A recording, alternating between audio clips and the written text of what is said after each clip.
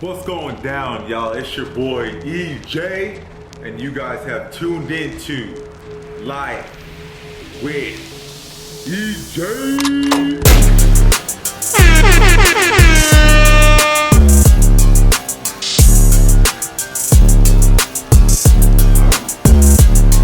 That's my bad, yo. That entrance, come on, somebody. That entrance kind of get me live, though. You know what I'm saying? That entrance kind of gets me live. But okay. Back to business. Let's get to it. 1, 2, 1, 2. We've got a good layout for y'all today. We've got a good episode. We got some stuff for y'all. I'm sure everybody's heard this. Everybody under the sun. You guys have heard about this new Netflix docu-series called Tiger King. Let's talk about it. Okay, so this document series or docu-series is a Netflix exclusive. It's pretty much about murder, mayhem, and madness all in one. It's weirdly addictive. At first I was like, what the hell is this? What is this? But eventually as you go on, it basically takes the impossible and just makes it even more impossible. I mean, you got, first of all, let me set up the premises. This is spoil alert. Spoil alert. If you haven't watched this, I'm going to talk about some nuggets. Okay, it might ruin it for you, it might not, but you still need to go watch it because there's no way I can cover everything. So the premise is about a man named Joe Exotic. Basically lives on a 50-acre land somewhere in the Bumble East Egypt of Oklahoma with over 130 tigers, big cats, other types of animals. And basically the main feud, the whole thing is based around a feud that he has with a lady named Carol Baskin. Hello all you boys and girls. Hello all you cats and kittens. It's Carol Baskin here. Basically, Carol Baskin and Joe Exotic basically clash and things explode. Now, here I can't even. So basically, my man has a tiger zoo. And it's literally the guy that manages this zoo found the job off Craigslist. That alone tells you something. First of all, what kind of credentials was Joe looking for to hire somebody off of Craigslist? And all the people that work there are very similar. You know, they're people that are stuck in hard times in life, or some people that just don't give a damn about life. Okay, and he's got this dude who runs the deal below him. Found him on Craigslist. He's got employees that, you know, one lady got her arm bit off. Came back 7 days later to work. I'm talking about arm gone. 7 days later. All she thinking about is coming back. Where they do that at, though? First of all, some of these people shouldn't even own dogs the way they treat these tigers. And let's talk about that. They feed the tigers, okay? They feed the tigers food, leftover food from like Walmart and places like that. So these tigers are eating hot dogs. Okay, bologna, stuff that I don't even eat. Okay, they're eating. I mean, you can't make this up. You can't make this up. Then my man, he is a gay man. Okay, redneck, but he's very like flamboyant with it. He's got 2 husbands, and neither one of them are gay either, though. So it's like, what's really going on here? You know what I'm saying? One of his boyfriends or husbands left him for a woman The other one, I'm not gonna give you this spoiler because this is crazy. The other one is he married him or he met him when he was like 17. 17 or was 19, some crazy young age like that. So anyway, crazy document. The documentary, I'm gonna tell you something. It helped the world to take their minds off the crazy times. You know what I'm saying? I say it will do that. But here's another spoiler alert. At the end of the day, this man did secretly plot to kill Carol. Point blank clear. That it is what it is. He sought out a person. He paid for the act to be done, which ultimately wasn't done, but it's still illegal. 22 years in a federal penitentiary for that, debatable. It's not up to me to discuss how long he should have got, but he did do it. The docuseries is nothing short of amazing. But the focus, and honestly, I think we're all missing the point. Yeah, my man ended up in jail, right? Yeah, 22 years is a lot for, conspiracy to kill someone. I don't know. It's debatable. I don't know. I'm not a prosecutor. Shoot, I'm not an attorney. Matter of fact, this is a good question to ask Bethany. Okay? My wife. Okay? Anyway, so what the thing is that I think that we I don't think everybody missed it, but what happened to my man, yo? What happened to Carol's husband? I mean, come on. Changing the will, removing the kids literally the day after he was declared missing. Even if she didn't kill him, she has can we all agree she has something to do with it? It just doesn't add up, because if he wanted to get away from her, he wouldn't have left all the money, but always follow the money. Because part of the reason why he was trying to get away from her is because he thought she was about to take everything. And then she ultimately did take everything because my man disappeared. Nah, he ain't disappeared. I believe that Carol fed him to the tigers. Yo, when Joe was getting attacked by the tigers and he was like, oh, they put cologne on my pants. The level of confidence that oozed from Carol when she said that, cologne won't make a tiger, eat you. It'll just drool all over you. If you want to get rid of a person, put sardine oil all over them.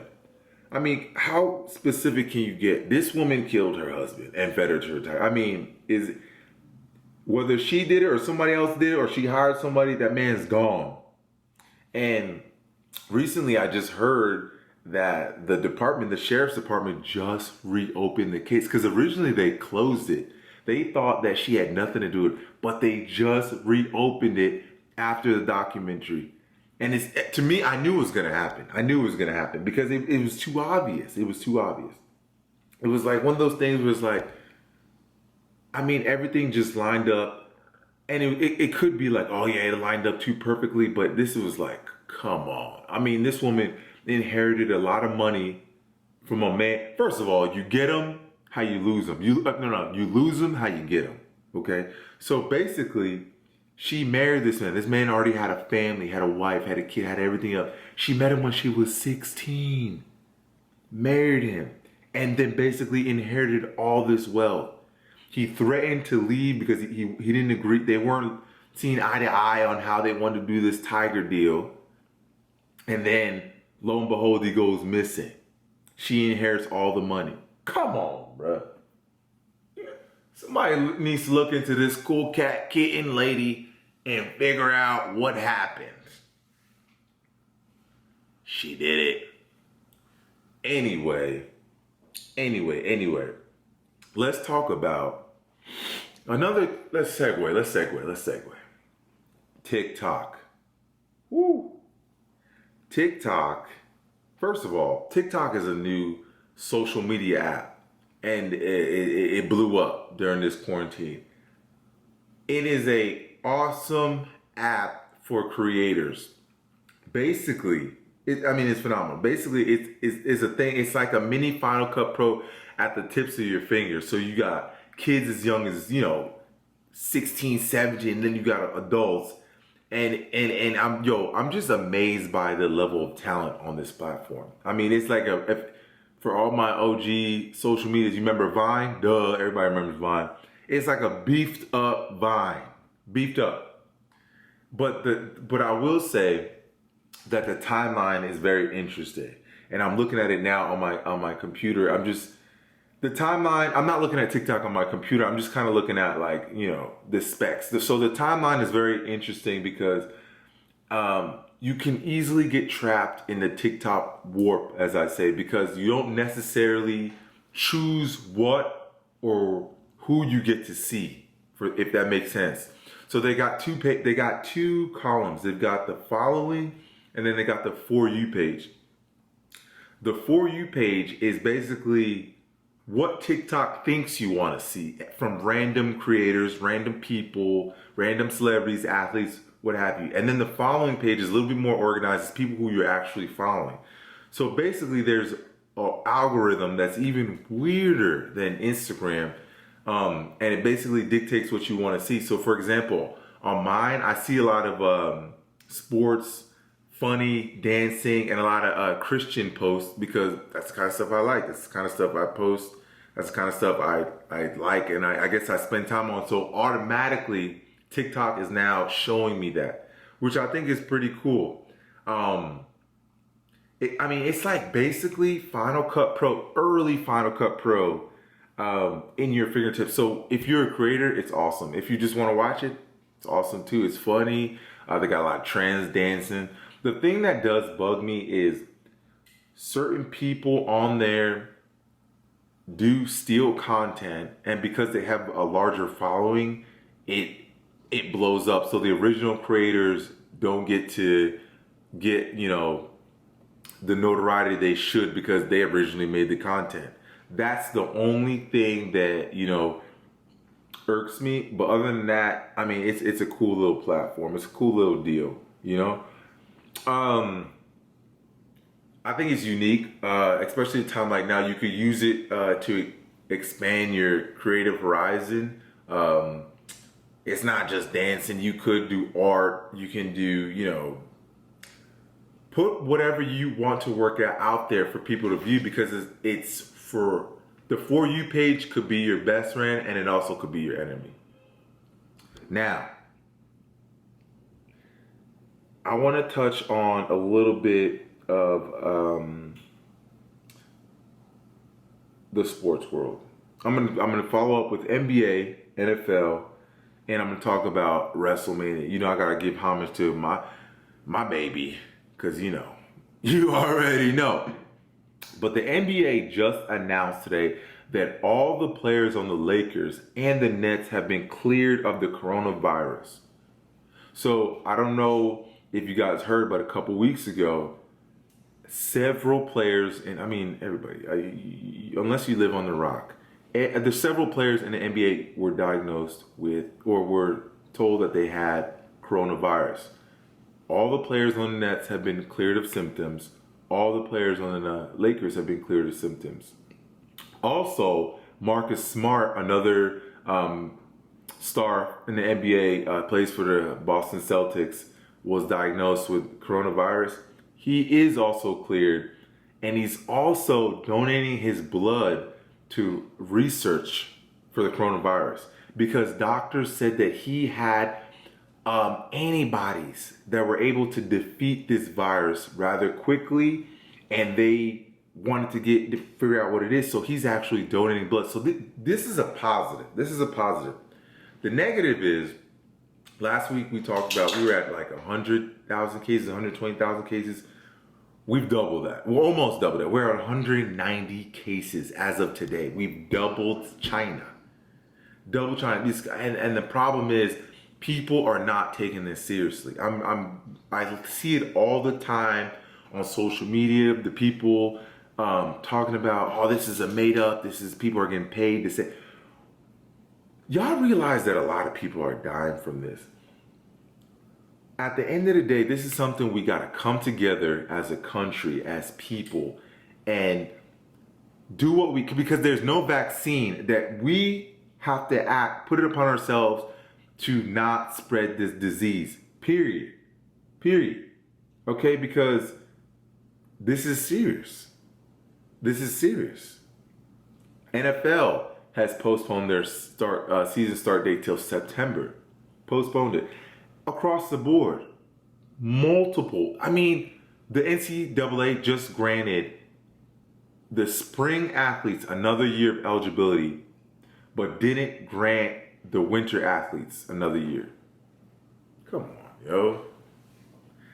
To me, I can go on about that for a long. To me, that's just not. That's, you know, those kids have. A lot of those kids are seniors. Spent years as a former Division I athlete myself.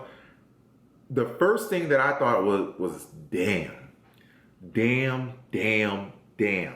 because your senior year can set up, especially if you're on the radar to go pro, especially if this is something that's low and dear to you, because to be a college athlete, this ain't something you just wake up and do. You grind, you work, blood, sacrifice, and for that last year or even 1 year to be taken away, that's a big deal, man. And so I just heart goes out to y'all. You know what I'm saying? Keep grinding, keep your head up. You know, everything happens for a reason, and you know, from athlete to athlete, keep your chin up. Want to talk a little bit about Wrestlemania.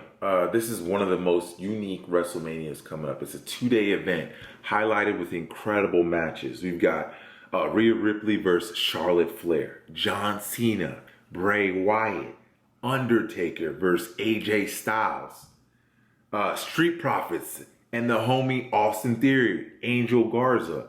It's an incredible lineup, and those are just some of the matches.